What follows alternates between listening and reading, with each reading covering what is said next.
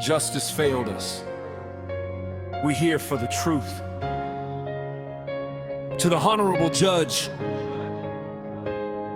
I am submitting this written statement as part of the class action, keeping v. Ontario regarding the proposed settlement for survivors of Ontario's provincial training schools, including institutions such as Brookside Training School. Toronto, May 1st, 2026. Under the laws governing class actions in Ontario, specifically Rule 13 of the Class Proceedings Act, 1992, Ontario!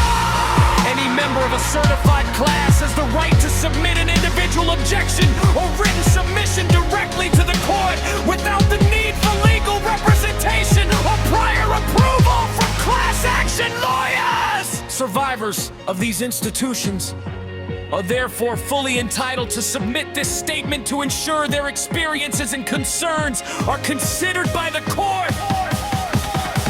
In the Nicing Sanity's probation officer William Brewer documented and reported serious abuse occurring in provincial training schools.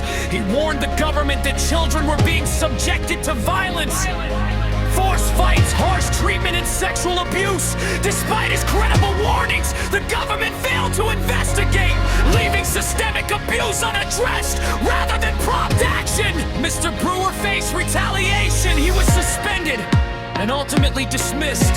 This demonstrates that the authorities were aware of abuse but failed to uphold their legal and moral obligations to protect children in their care.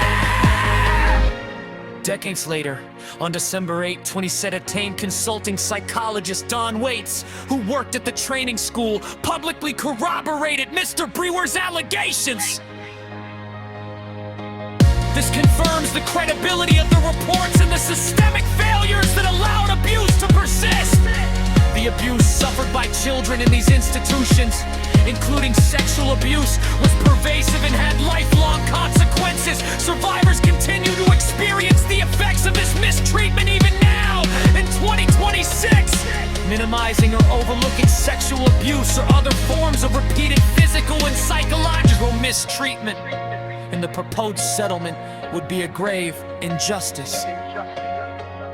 I am concerned that the proposed settlement does not fully acknowledge the breadth and consistency of abuse experienced by survivors, including both documented and undocumented instances, everyday abuses, slaps, kicks, forced fights, being slammed into walls, hurt locks, and other intimidation must be considered in assessing compensation and recognition.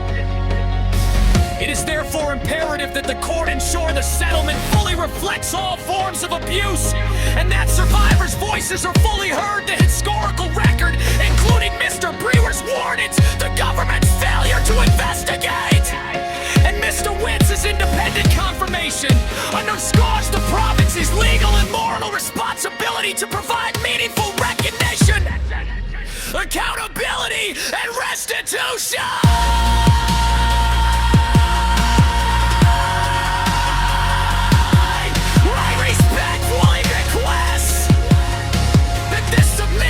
Considered in assessing the fairness, adequacy, and reasonableness of the proposed settlement. Don't forget the apology all survivors deserve, the living and who died and will never bury Ontario! You knew!